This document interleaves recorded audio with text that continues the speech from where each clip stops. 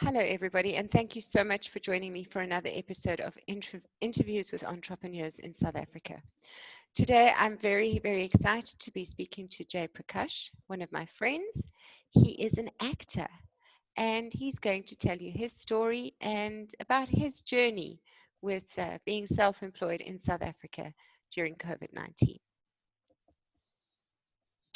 Hi, everyone. Thanks for watching.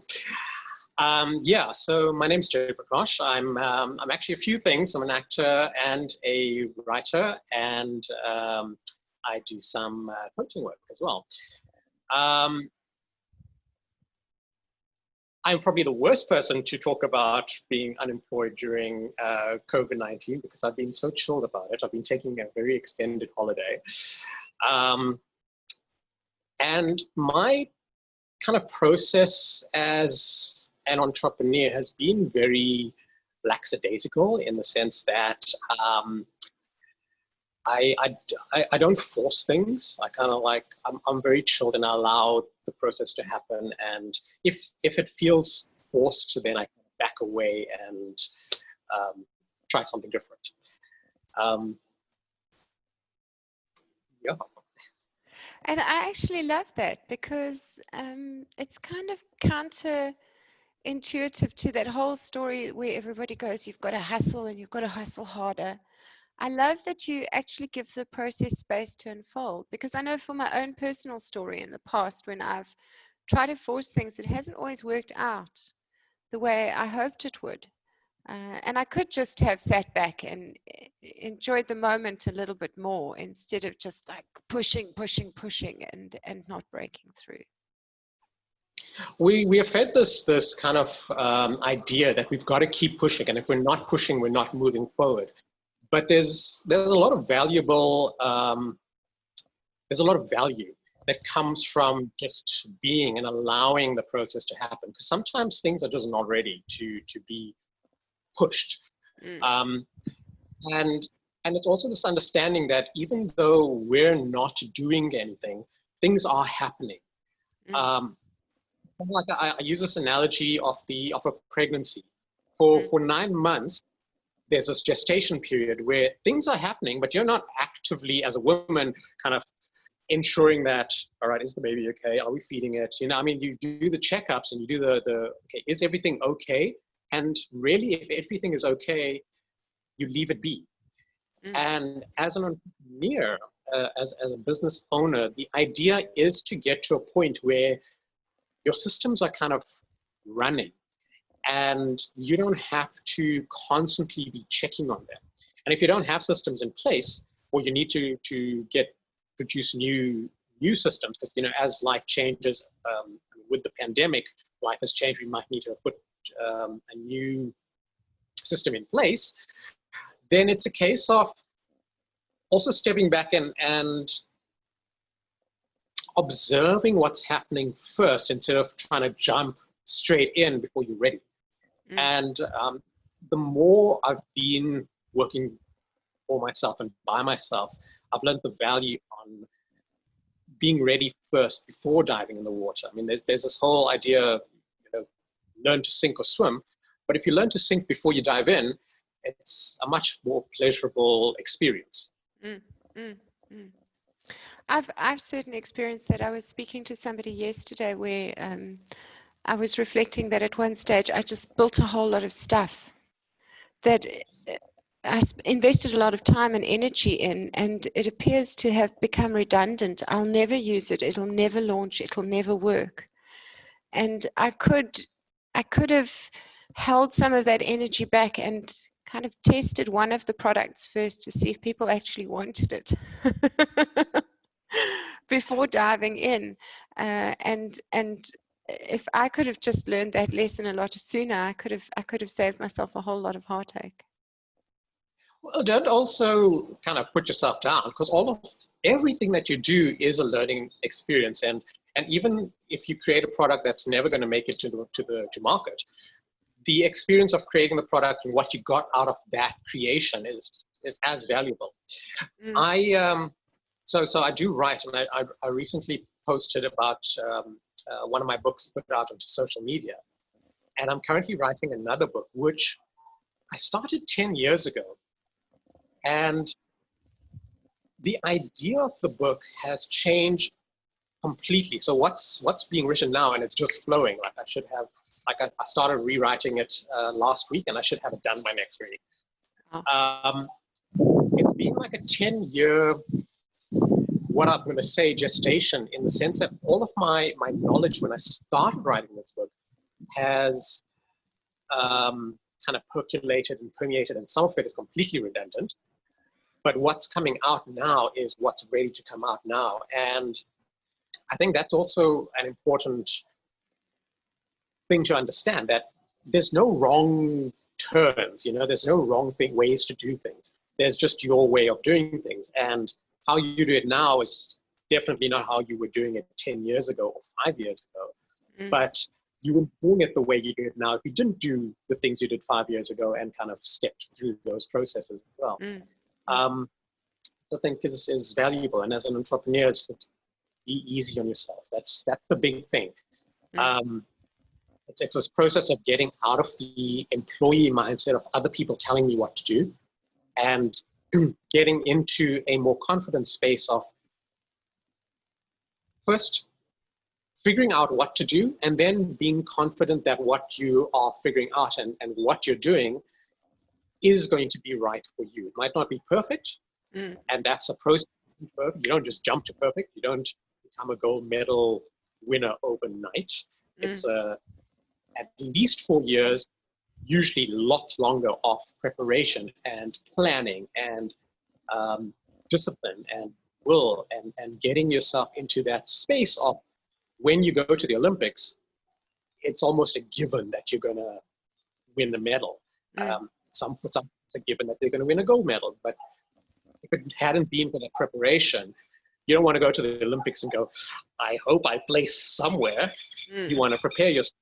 And all of these things that the public doesn't see, that your friends don't see, that your family doesn't see, that's just maybe you at 5 o'clock in the morning. That's that process of getting you to the point where it almost seems easy that you win a gold medal. Work that went into it is and the unseen work that went into it is very. So what is your book about? The one that you're writing now? The one that I'm writing now is, it's actually aimed at kids. Lovely. So it's about empowerment. It's about kind of finding yourself. So it's aimed at the puberty teenage range of children, but the content as I'm writing it is kind of global. It works across the board. So in the sense that somebody, a 50-year-old child could read this and still get value out of it. Okay. So yeah, it's still a work in process right now. There's a whole bunch of bits and pieces. So I've got a whole bunch of chapters that are incomplete, and I'm kind of filling in the gap. That's all I'm going to say. Okay, and you mentioned that you have another book? Yes. So as part of my inspiration and empowerment works, I kind of fell into almost a coaching role a few years ago, and I've kind of been running it. I don't call myself a coach. The term I've been using is professional bestie. So basically, it's like, pay me to be a friend, and kind of that friend who will uplift you, spur you on, and not take your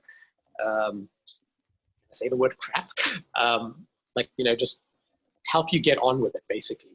Okay. And through the process of that, I've written this book called Creation Begins With You, which is about finding that confidence that I spoke about, taking responsibility for your actions and for your consequences and for your life. And that's basically what this book is about. It's kind of my foundation work. It's a book that I've made freely available. And say again? Where can people get hold of it if they want to read it? Sure. Yeah, you can go to creation.begins.ws/book. And right now the book is, I mean, it's just downloadable. You just click on download and get it. I'm busy revamping the website, so in about a week you will have to enter an email address before you get the book. Okay.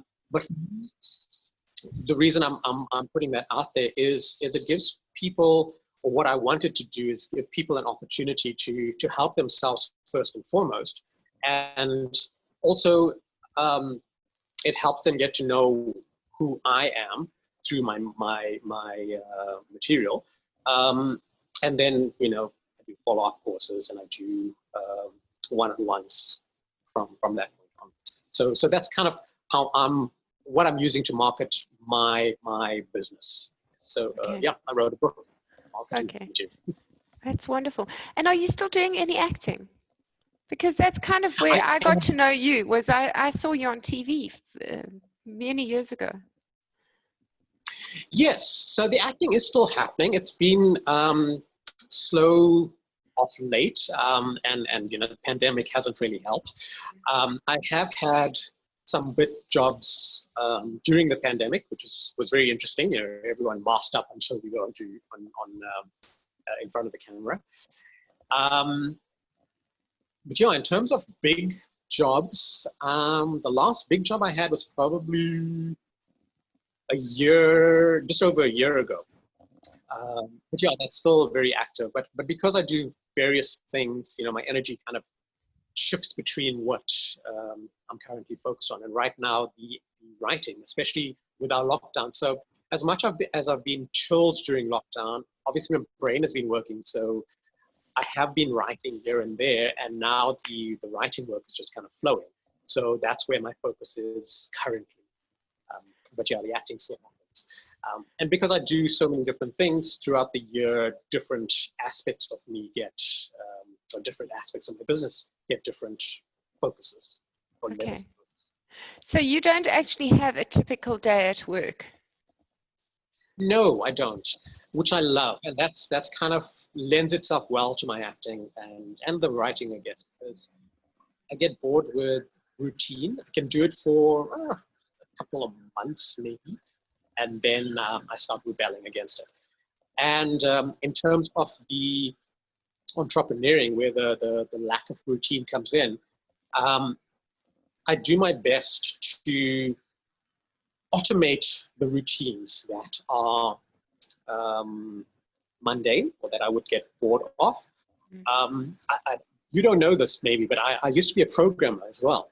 Wow. And during my program life, I remember once saying during an interview, I think it was, to the person who became my boss, I said, I admit I'm a very lazy person, and that's kind of maybe one of my flaws. And he, without blinking, kind of said back to me, he loves that because it means I'm not going to waste time on something that I'm not passionate about. I'm going to automate it, which is what a programmer does.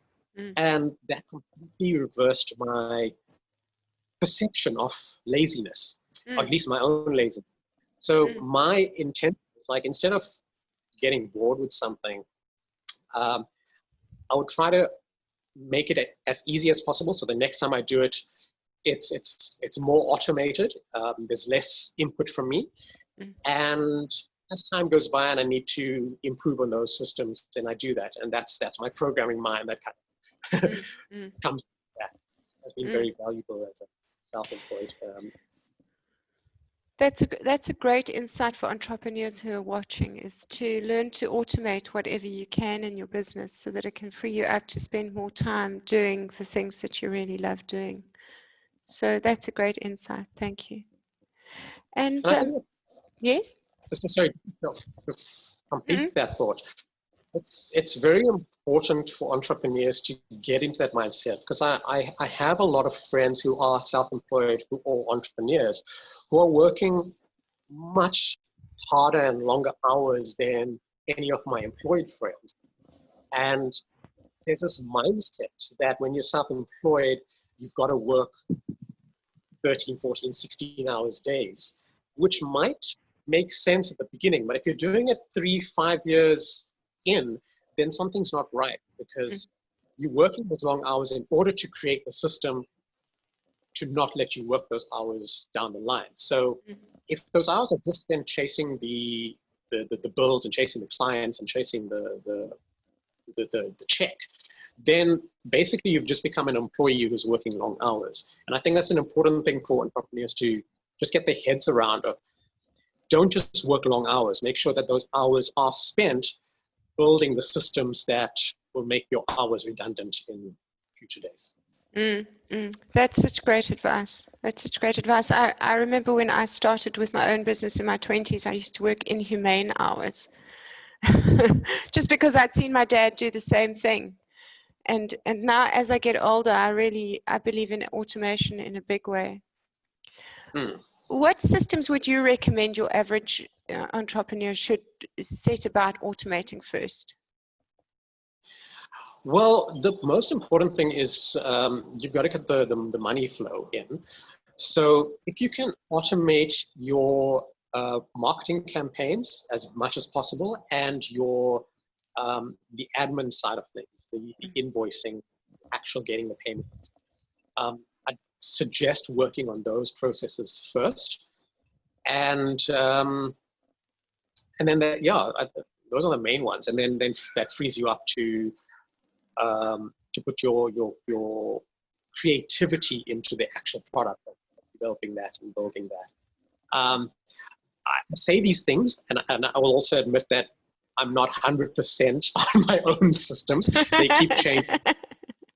And I'm thinking, all right, that should have worked, but it's not working now. But those are the things to put your attention on, and also to understand that there are guidelines and there are people who can advise on setting up those systems, but your particular business and you specifically are unique. And so the entrepreneur mindset is also kind of, how can I make this work for myself instead of just blindly copying somebody else? That can take time as well. So I'm also finding myself still in some of those processes where I'm copying someone else, but it's not exactly working for me, and I'm still trying to figure out how to make it work. I've found that a challenge for myself as well, that very often I put a system in place and then what I want changes, and then suddenly I've got to work out new systems because what I want has changed. And just taking kind of a page or pages out of my programming experience. Sometimes those systems do become redundant. I mean, I worked long years building up a content management system. With me and a partner were gonna, we actually started marketing it out to two people.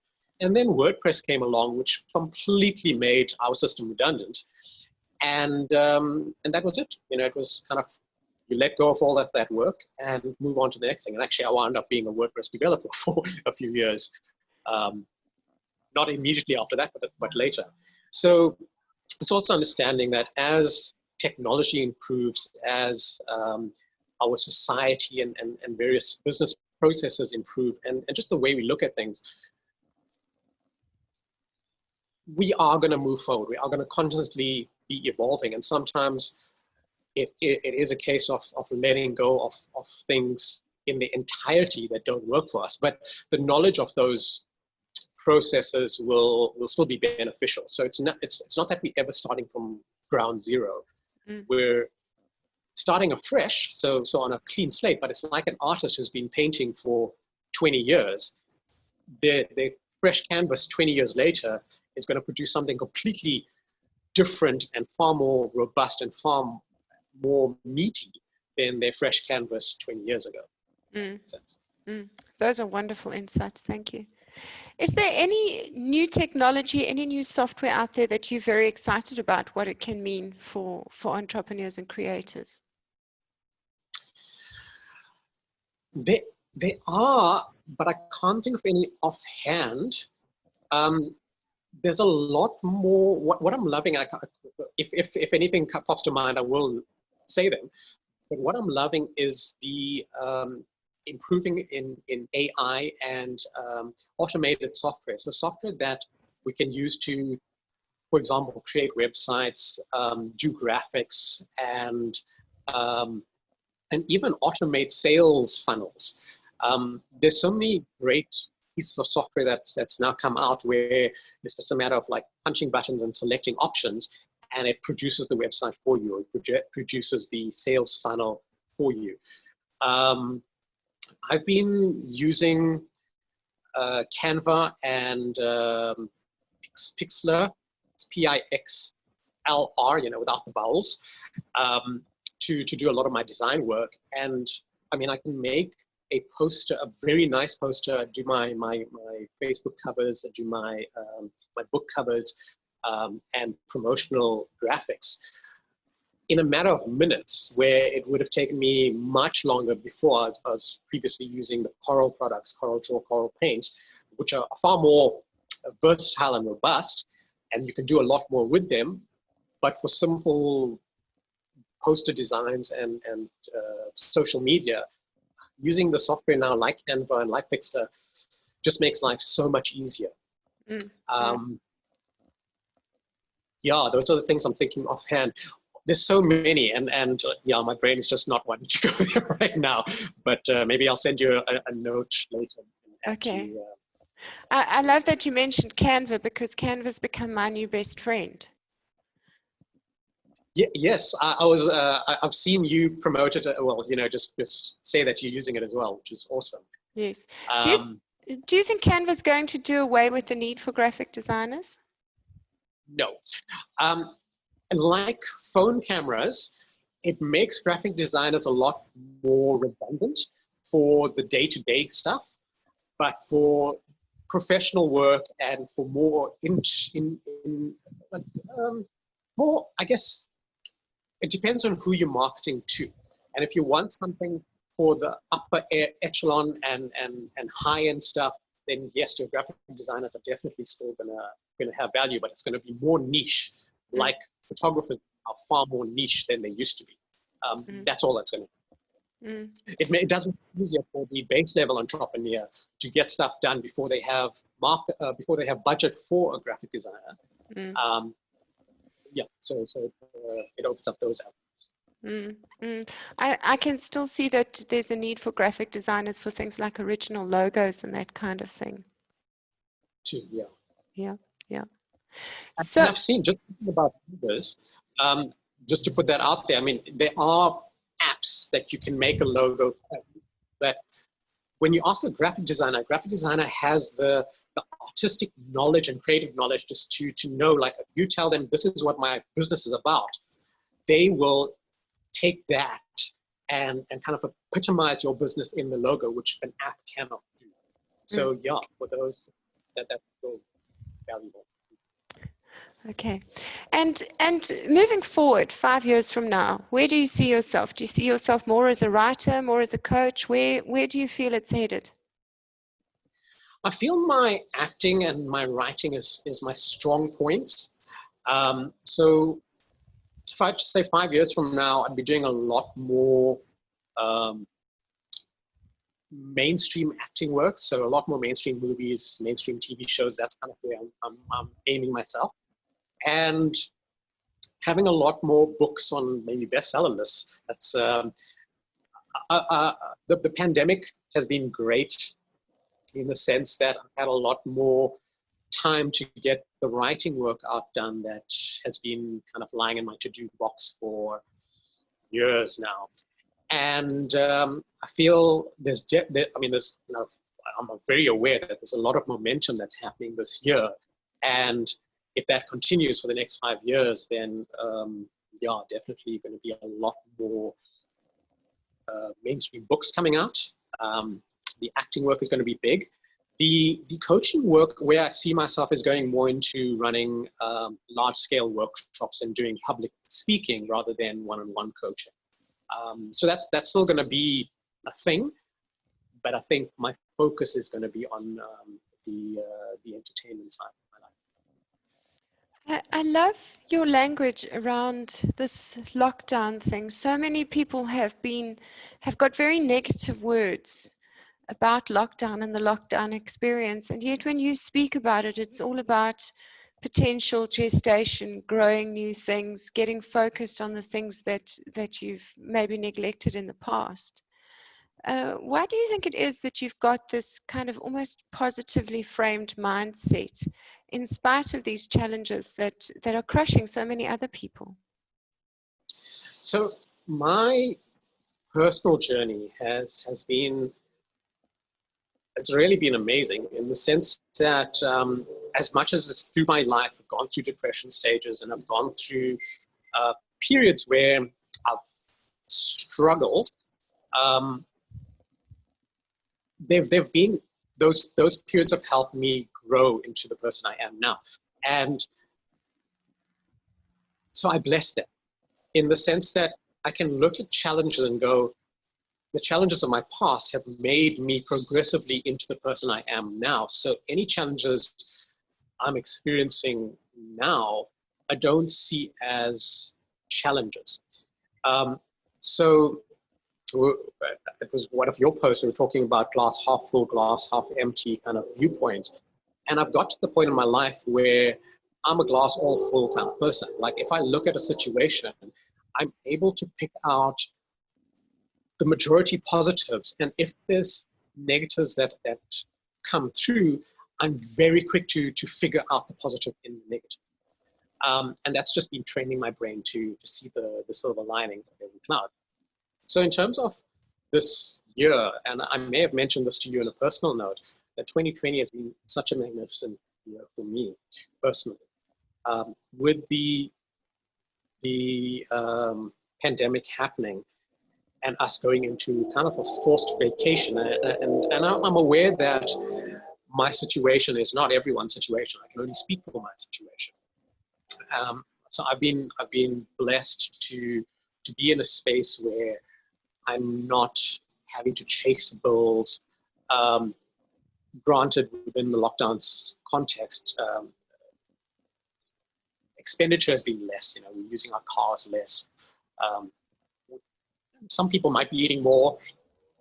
You know, I don't think I've been eating more, so you know, there's less expenditure on that front. We're not going out as much, so put that in.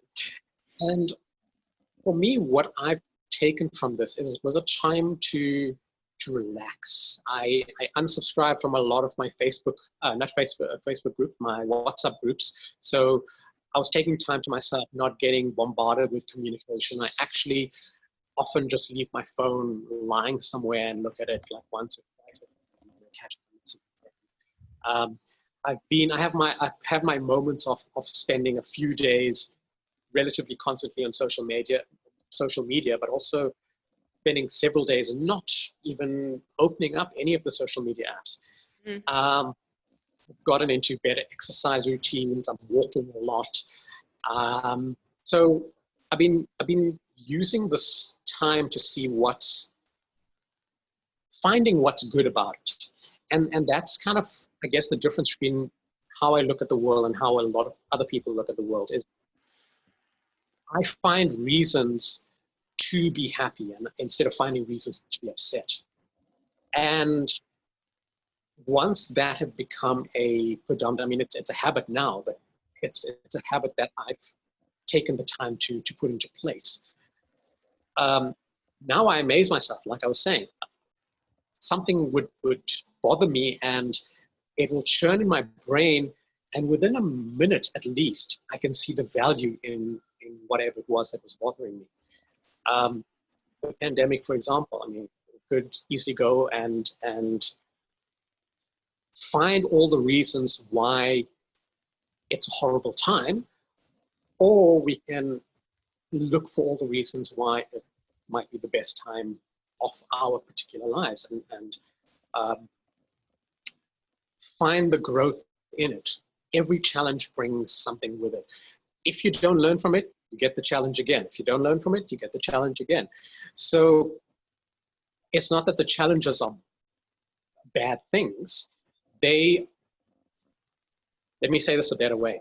When you decide to have a desire to achieve something, sometimes what comes to you is a preparation to be that person who can achieve that.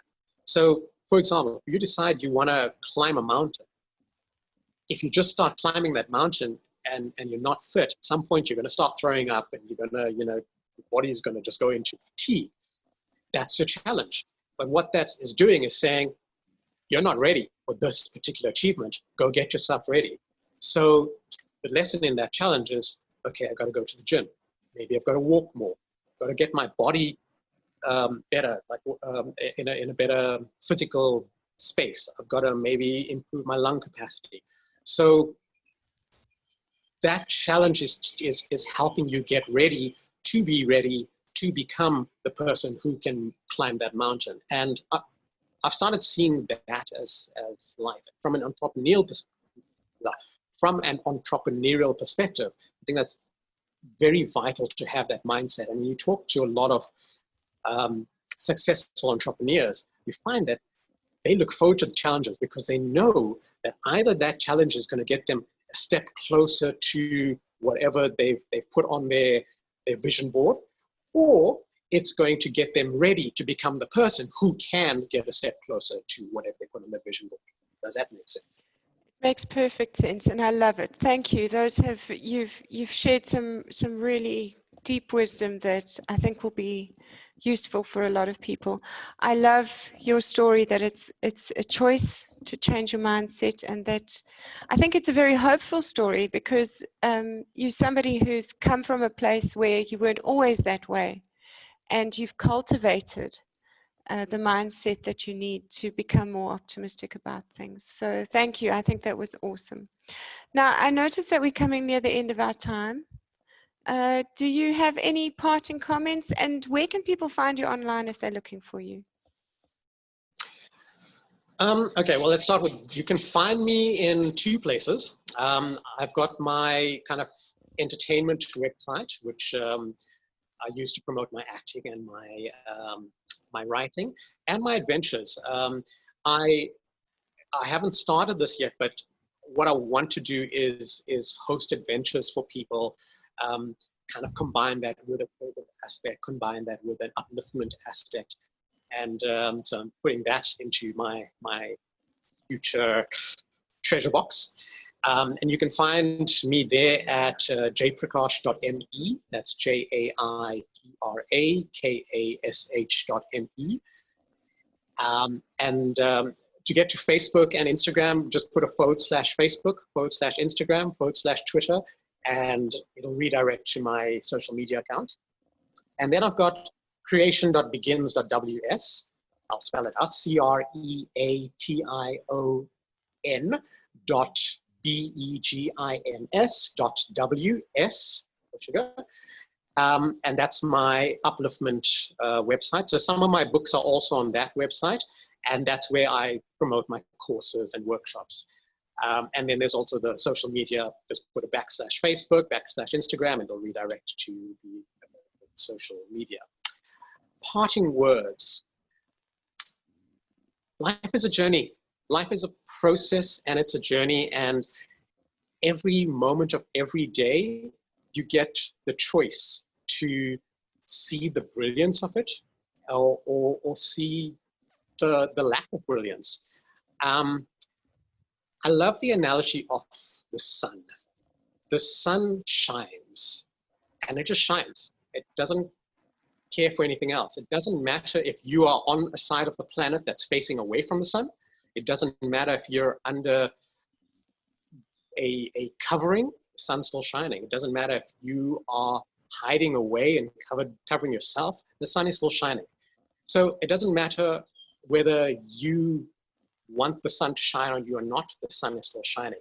And I think if every person can view themselves as their own sun and just shine as brightly as they can, just for the sake of shining, so not caring about how many people might be scared of their brilliance, because there's more people who will be enlightened by it and inspired by it and need your brilliance than those people who choose.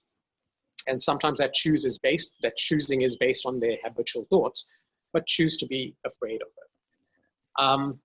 So yeah, keep shining. Beautiful. Love that. Thank you so much for shining your light on us today. I appreciate it so much. Thank you so much for having me on. It was an absolute pleasure.